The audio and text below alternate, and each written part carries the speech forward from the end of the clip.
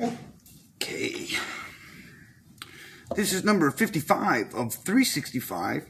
It is dedicated to Jody Robert, and it's actually about him and his life. I started 5. Here we go.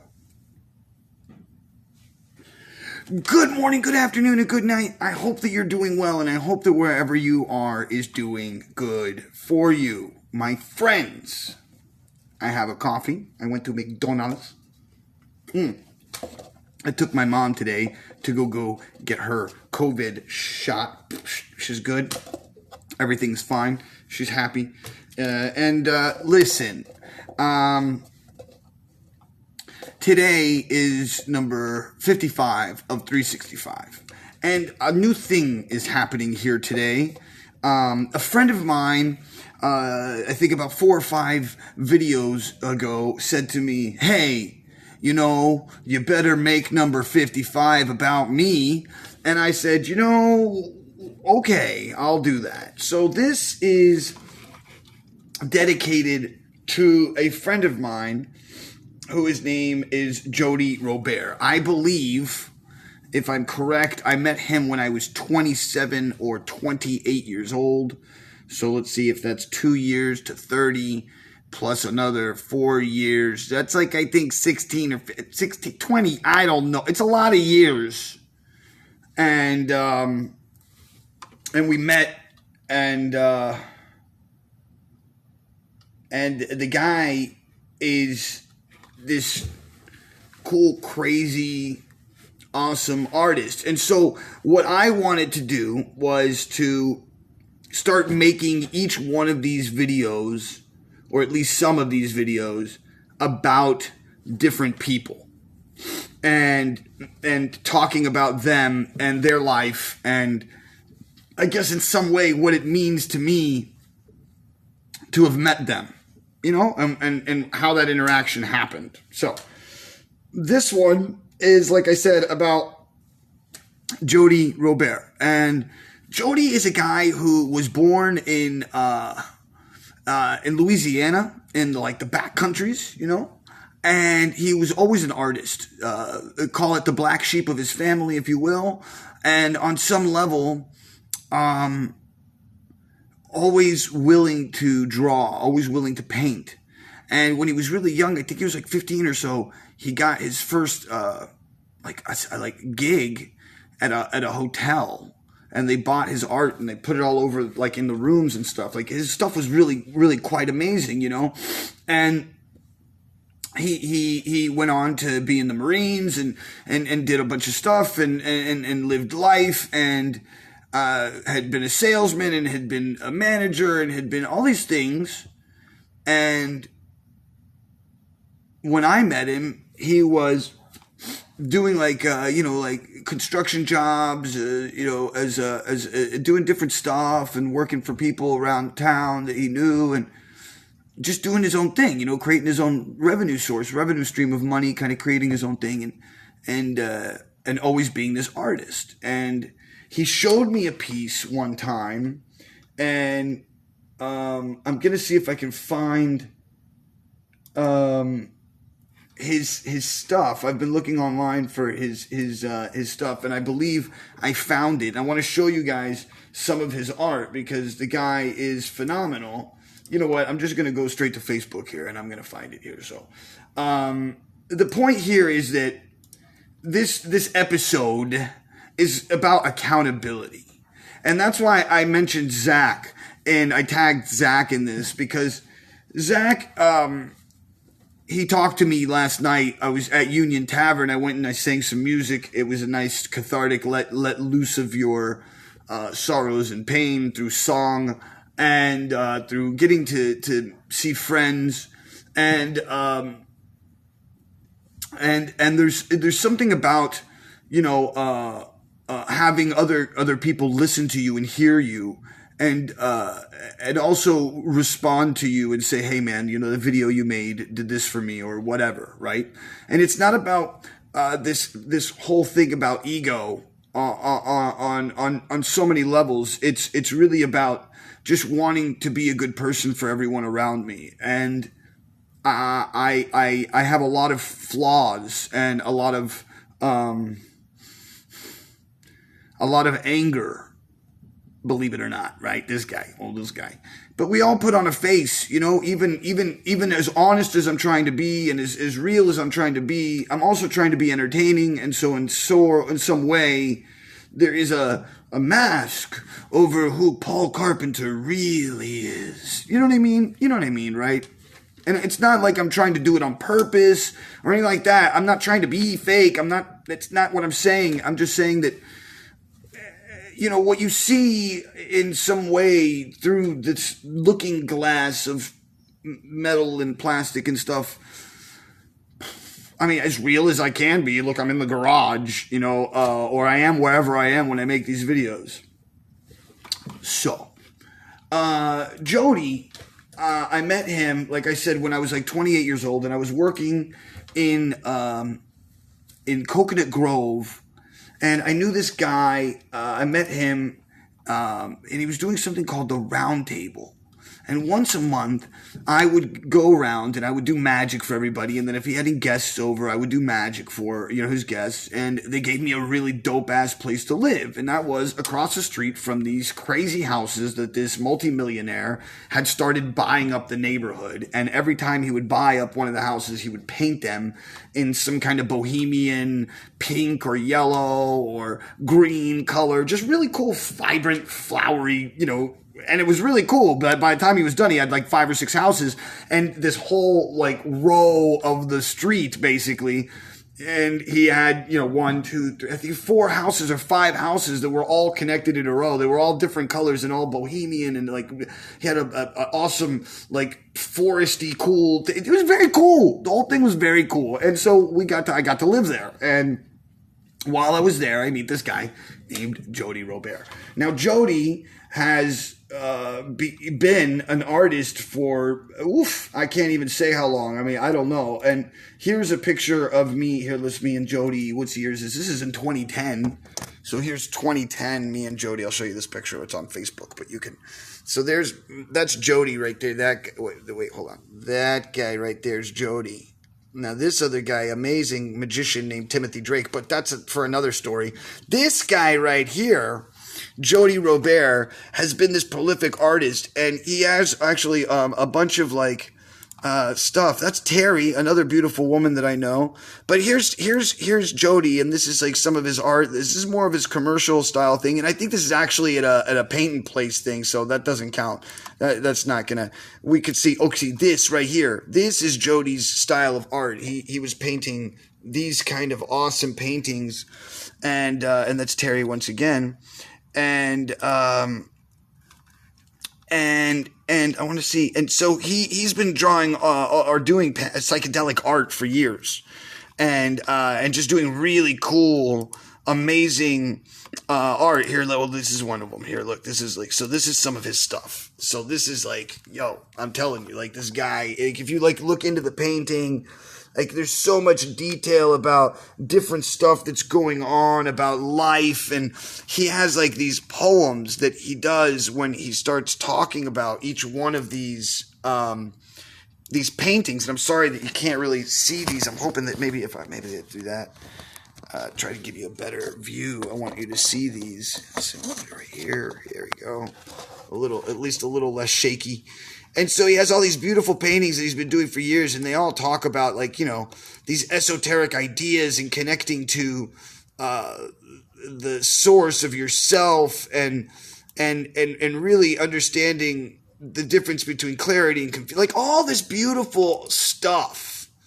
And it's really just amazing artwork that he has created. And over the years, he has been an amazing friend, and more than anything else, he's been somebody that holds me accountable for who I am and what I say and how I react to things. And he's never like pulled any punches. And I have some awesome people in my life who have done this. Like, there's another guy who I'm not sure if he's still watching. His name is Mike, and he's a jujitsu amazing master, has an amazing son, amazing family. I said, you know, you don't need me on your plate. And he goes, I don't have a plate, I have a table. And there was just this a beautiful mentality behind the concept of what you know it is and what's going on. And more so than anything else, what I'm trying to get at is this idea of accountability, this idea of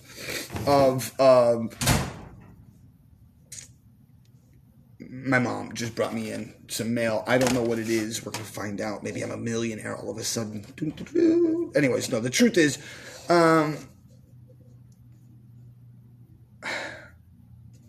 that's what this video series, this second time of doing this video series of the 365 was all about, because I missed 3 days. And I've been so angry at myself for missing 3 days and saying to myself, you know, I didn't accomplish the whole goal.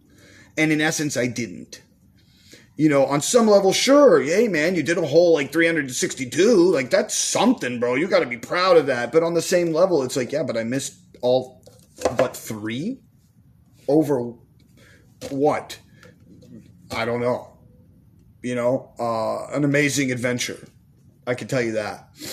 But here, the thing is, I started the series, and I didn't start on day 1 of the year. I started in the middle of it. That's why we're on 55 on day whatever we are on in January, day 6, right?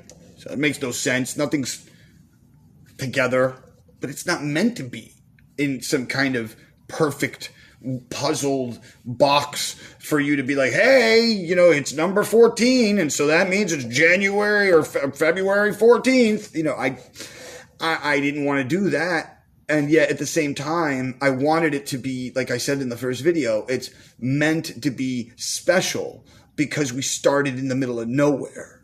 And because of that, there is this idea that, you know, you can start anything at any time. That was the idea of this, right? And no matter what's going on in your life, no matter what, you know, sorrows or pain or strife or struggle is happening in your existence, you just keep making and keep creating. And that's what someone said to me, I think yesterday. His name's Ted, good friend of mine. We had a very deep conversation. And please forgive me that I've made this one so long, but there's a lot to say today. But we had this very deep conversation. Ted Wassell, who's also another a beautiful person that's, you know, I have, that gives me accountability and then in times where I'm feeling sorry for myself, I'm blessed that I have such a beautiful group of people who are willing to step up and say, hey bro, stop being hurtful to yourself with your actions and the way that you're reacting. Like smack your smacks. Like I got it yesterday from like 3 or 4 people at the same time, and the energy was so intense for me. I was just like, oh my, and I just ran away. I literally ran out of the man's house, jumped in my car, and ran away. Was going to go home, and then something that my friend once again said to me, Ted said to me, snapped me out of it and was like, no, go to the Union Tavern, you know, go release, go find your meditation, go find your art, go find your release so that you don't have to be upset. You don't have to be depressed. And so with all of that, Ted, and I forgot what he said to me, man. It was such a good conversation though. And maybe it's not. Maybe it doesn't really matter about what it is. But the point is that, oh, here it is. Ted said to me, he goes, the thing that's really crazy about you, bro, is that no matter what life throws you, or you even screw up on your own self, like whether you're getting shit on or whether you're shitting on yourself, buddy. He's like, it's awesome to see your resilience. Like you're like, even in the spite of it all, buddy, you're like constantly, even like today, like today's not a fun day for me. You know, I just left a partner in a very, very malicious, angry, you know, kind of way where you're just spitting out anger that doesn't really ring true with what you're thinking or feeling or whatever, but you're just trying to burn bridges so hard because you're in so much pain, you know? And it's totally not the four agreements, folks. It's totally not like peace and love and white light and one love, buddy. It's anything but that. It's like straight psychotic fucking behavior. It's angry. It's go fuck yourself. You're this, you're that, wow, what is going on with that guy? And that guy's me. You know, have you ever seen, you've seen like you're at some place, you're totally at peace and calm with yourself and you're just chilling, you're hanging out, no stress in your life, you know, like you're in a good space is what I mean. And then all of a sudden you see another guy at like a drive-through or at the mall and this guy's straight flipping out. He's like, what the fuck? You're you know, just he's freaking out. The guy's freaking out, and you're just beside yourself, and you're just looking at this guy, and you're like, okay, somebody had a bad day. somebody did not wake up on the good side of the bad day. And you know what, man? On one level, I'm like, it's human, you know, you did. But on another level, I'm really hard on myself as a human being, and I smoke cigarettes, right? Oof, do I smoke cigarettes? I am like a pack a day, right? I drink coffee like it's water. I smoke the pot like it's a disease. I mean, literally, it's horrible. I put 10 sugars in my coffee with an extra shot of espresso. Okay? But and I have a massive sexual addiction. It's pretty nasty. It's either porn or sex, one or the other, you know, like type of shit. And I really don't want to watch the porn anymore. Like there's a whole, I had this another amazing conversation last night with Amanda Jackson, who's this amazing woman who's married to an amazing powerhouse of a man. Woof, that's like that's another video that needs to be made. Woof. I'm not kidding. I think I have a lot of these videos that I'm going to make of people that inspire me or people that I've met that just blow me away. She says to me, yo, dude, seriously, I don't get it.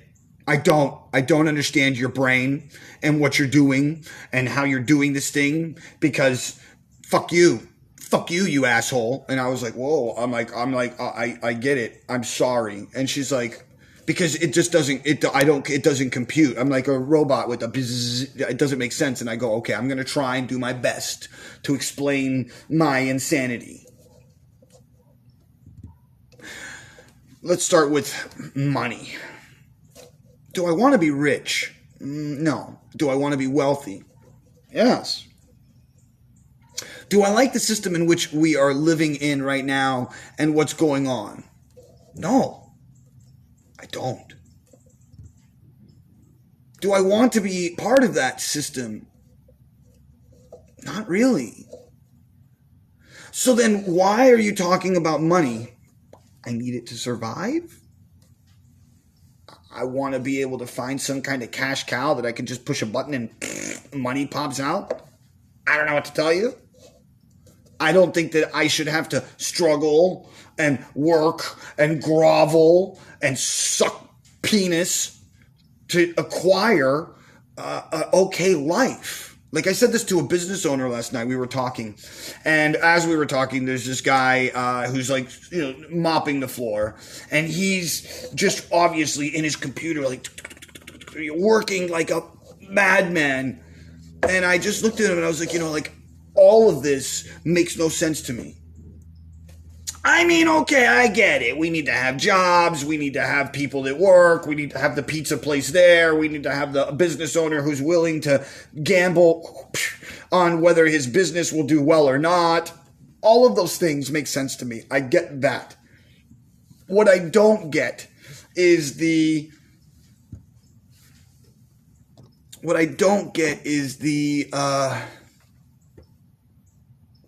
amount of struggle that it takes. Like, and I don't mean like we all have to struggle. I get that. I'm not talking about that, guys, okay? I don't understand this idea that there is a struggle in life, in the totality of life. I'm not talking about certain struggles to get certain things or certain struggles internally or that we work with in our mind or in our soul or whatever, okay?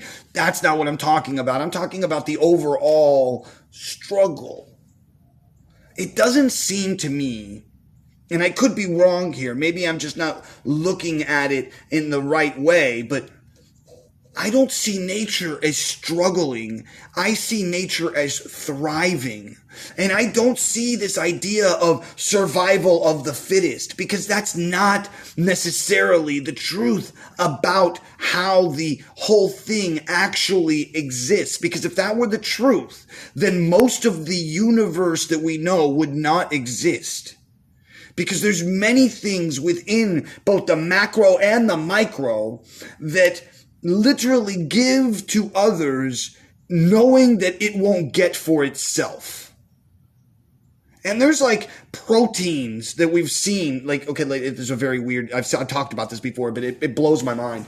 There's this idea where there's like this protein, let's just say AB protein, and there's a petri dish with only a certain amount of food in that petri dish, okay? And there's like proteins that aren't fully formed, which only have maybe a B piece or an A piece. And then these other proteins somehow proteins on some weird level understand that there's another thing around it that isn't like it needs to be.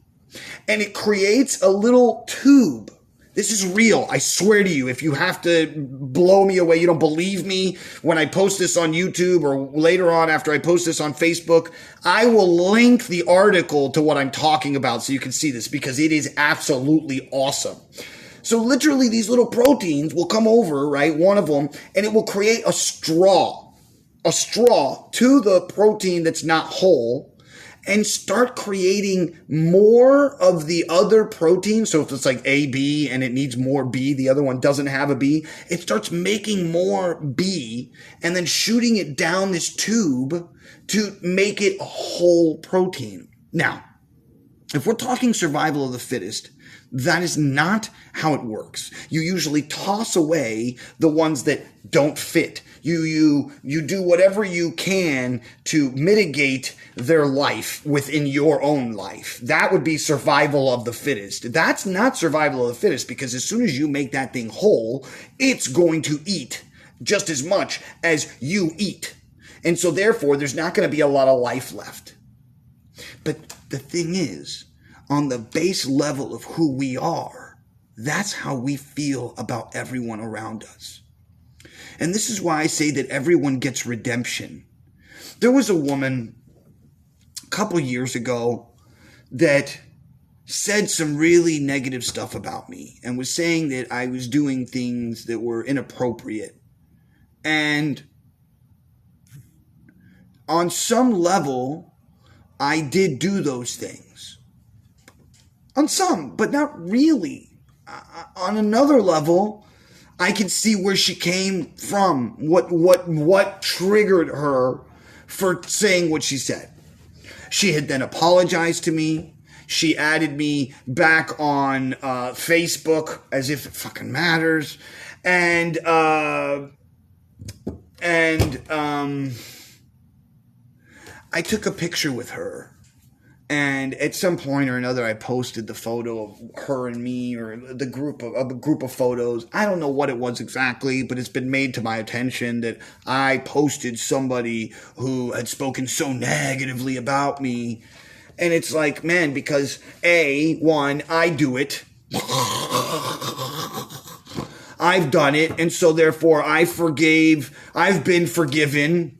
So I'd be blasphemous if I don't forgive. One.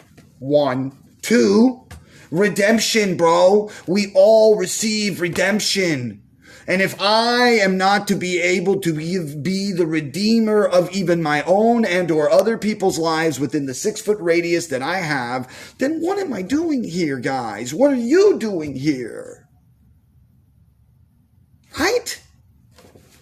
I mean, everybody gets redemption. Oh, look, King David. I was just studying his life, right? What a piece of crap that guy was, by the way. Sort of kind of like the famous guy of his time, weirdly enough, right? So like a guy who beat Goliath with the slingshot, and then was a minstrel, becomes the king of Israel. Everybody's like, oh, the king of Israel. The guy was killed like all kinds of crazy people to put himself in power, made women marry other women just to Bathsheba, dude. What he did with that, he was like, seriously, it was like this, okay? He found a woman that he found so beautiful that he called his henchman, and he's like, yo, dude, go get me that girl. What kind of... I mean, granted, it was another time, another place, another blah, blah, blah, blah, blah, blah, blah, but still, there's one thing and another, bro.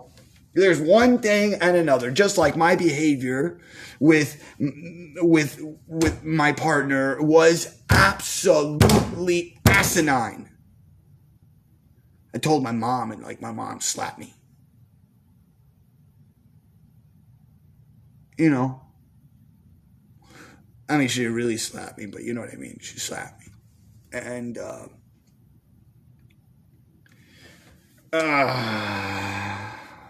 listen, they say hurt people. And it's true. And guess what, man? We're all hurt. We're all in a lot of pain. We all have a lot of issues. And I just lost a friend of mine who's a street performer, magician. I just posted about this today. And it's like, yo, man. He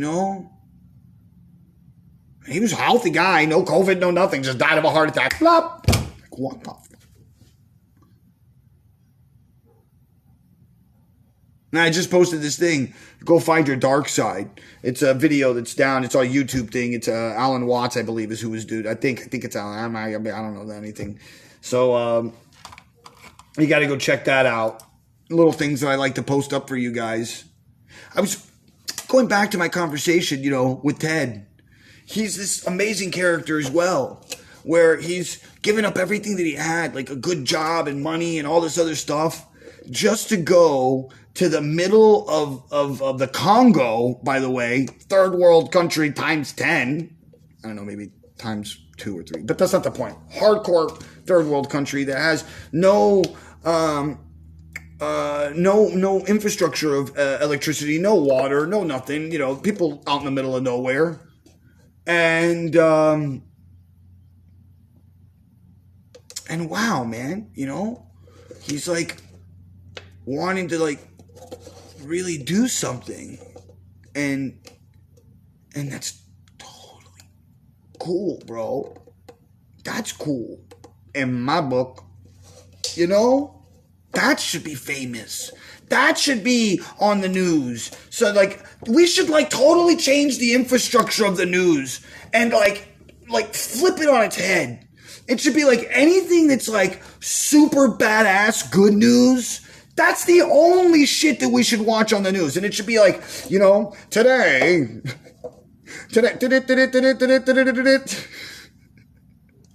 today, we have found that there's nothing but another great company that has been sourced by the people. And we have found, and I don't mean some communist weird something like that, but you know what I mean, like some egalitarian form of money kind of way of thinking being where everything is open and right in front of you and you get to see exactly how it's being funded and people get to vote on how that funding happens and, you know, like an open source business, an open source mentality for the rest of us, for all of us. And that doesn't mean I want everybody to have free money or some shit. We all have to work. We all have to do something. And granted, you know, soon enough, we're going to have, you know, robots doing most of the work. And then what do we do for ourselves? And the answer is, my folks, you find your passion and you go towards it. And that's what this last year has been about. It's been about all this change and manipulation of our minds and what we're thinking and whether we think that we're part of the sheeple or we're not part of the sheeple. By the way, if you use the word sheep or sheeple on Facebook, you will be noted as being a hate speak monger. It says it. It's like, please do not use this if you use this word. It's been flagged as being a word used in hate. So if you say the word sheep or sheeple on Facebook, good luck. And I hope you come back in 30 days. Listen, as I said at the beginning of this whole thing, we all need to recognize how important we are to each other. It's very important. We are all super important to each other, even the ones that have hurt us and even the ones that we have hurt. Please note, and this is really crazy, time does not exist. And when you are gone, you are not really gone, because the ghost of your past exists within the mind of those that you have touched. And also the memory that you have created by who you were. And in turn, since time does not exist, every moment that you speak, every angry word that you ever say will be repeated in eternity with the person you say it to. So please, as the four agreements, speak only in the direction of truth and light. Do not use words against yourself or against others. Do not gossip about yourself or about others. You know, what do you get out of it but other people knowing that you're a person who talks badly about others? So what must you be doing when you're not hanging out around them? I've heard that one before. I know I have. You know, so many times the universe is speaking to us right in our face, like right in our face. And we are so diligent in not listening.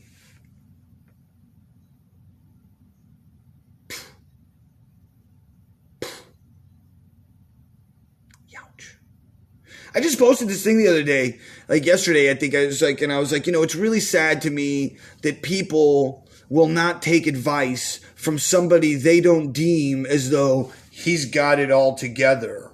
Like I had a friend of mine and he made it, like the mentality behind how he said it to me made so much sense. He's like, yo, dude, listen, why am I going to take advice from somebody who's unstable like yourself?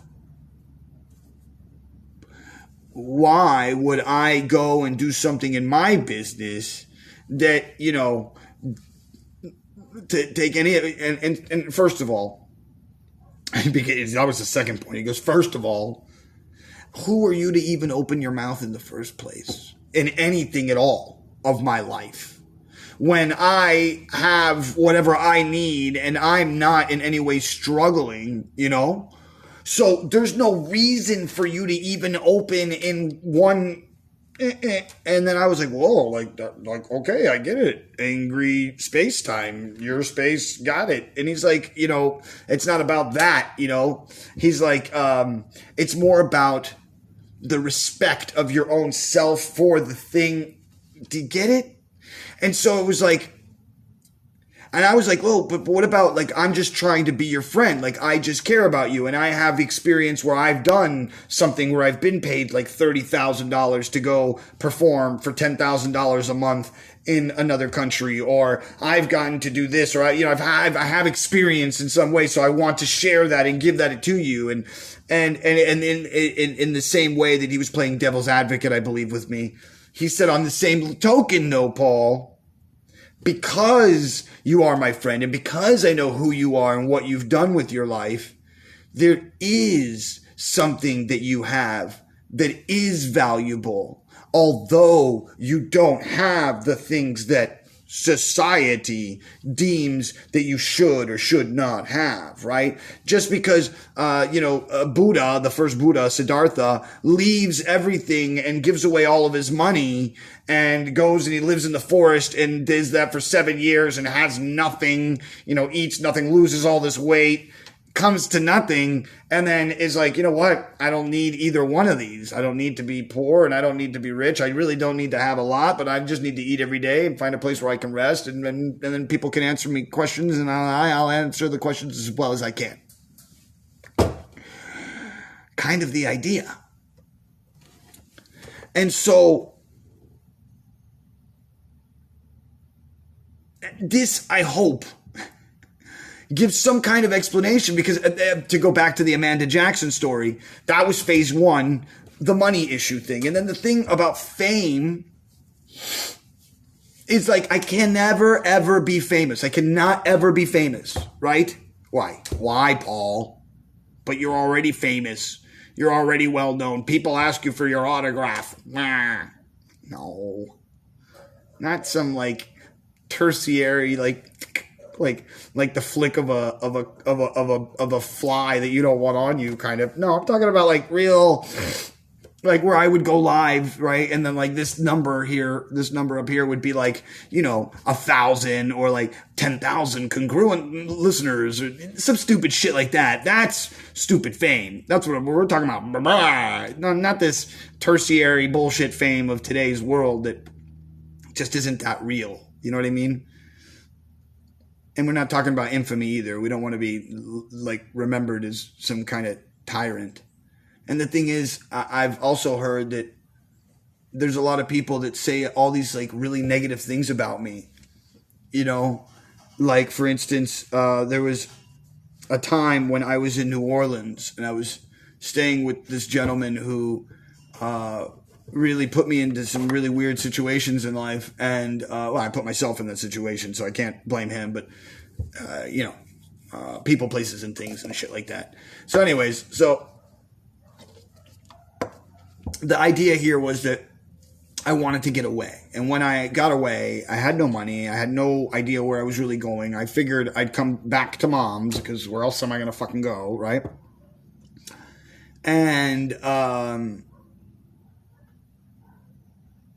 along the way, I didn't have anything to eat, or I didn't have a place to, I didn't have anything. So I asked this woman for food, and I asked this woman for cigarettes. And, when I was back in town, I was actually trying to be quite friendly and do things together. And I asked her for rides a couple times, and it wasn't like I was like using her, I was like so many people have said that about my life, or have said that to me.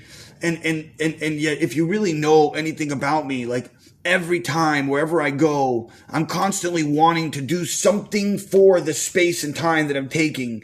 Like, I know what it feels like to be a burden, and I don't want to be a burden anywhere, right? So it's like, I'm at your house, I clean, and I'll do the laundry, or I'll fuck, like for Elizabeth, I'll build you a pond, or like I did for the woman that I lived with in Pacific Palisades, I built the whole back room for her. Like, it's like you do whatever you can when you don't have. But there's also like this mentality that it's like, And there's two ways that I explained it yesterday. It's like there's this idea, the way I look at my life is somebody who's falling down the upwards escalator. And at first, when you see it from afar, it's like, oh, that's funny. That was a funny pratfall. You saw how he did that thing where he fell and he but he kept going up. That's funny.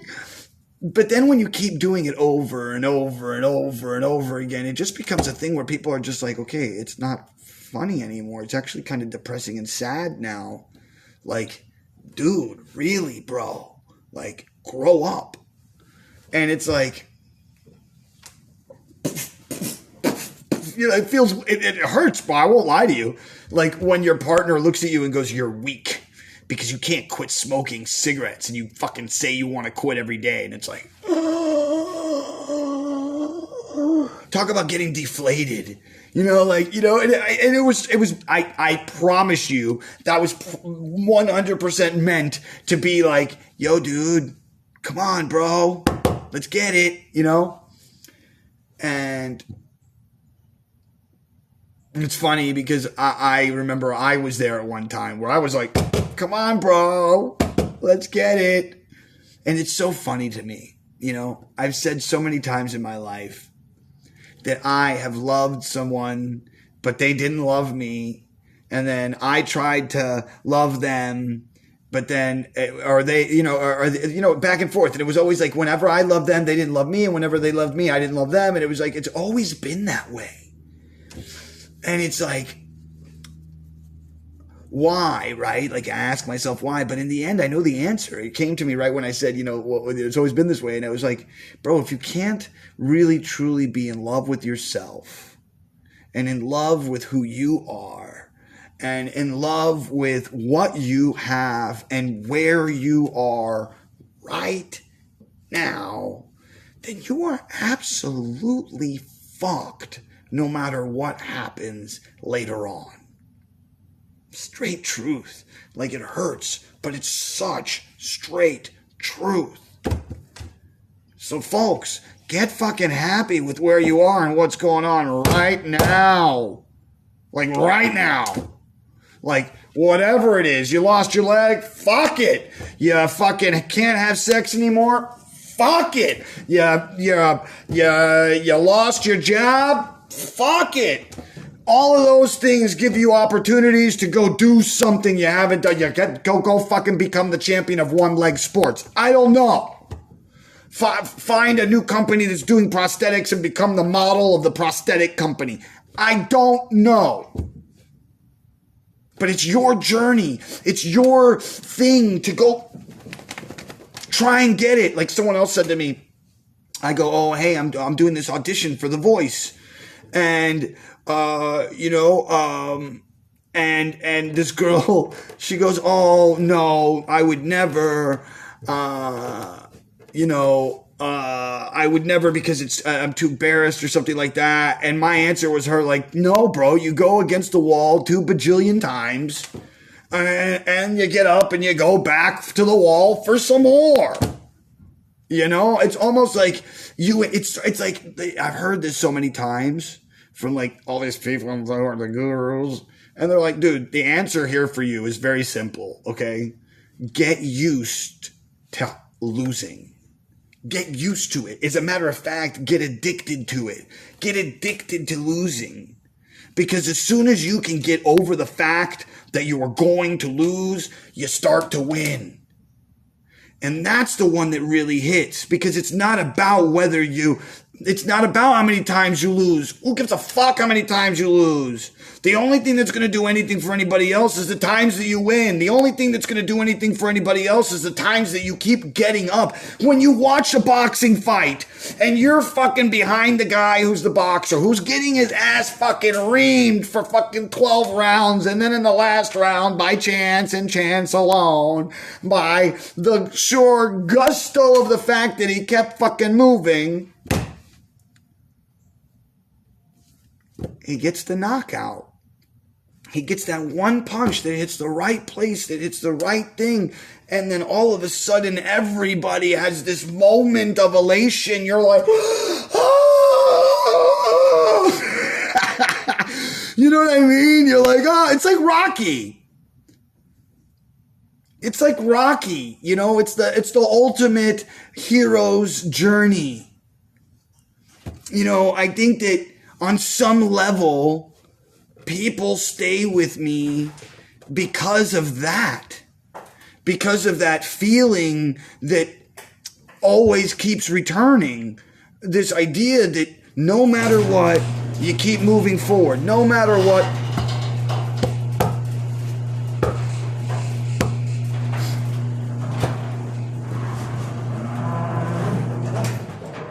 No matter what, you just keep doing whatever you have to keep doing. You know what I'm saying? Yeah, go ahead. There's no... It's my son.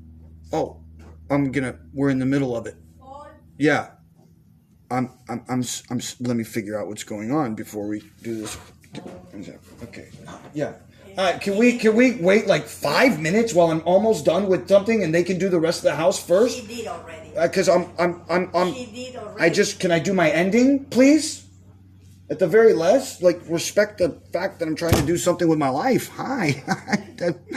Nobody gives a shit about anybody on the internet anymore and people who are watching or it's okay. Listen, once again, I think that the ending is actually probably as perfect as it can get, right?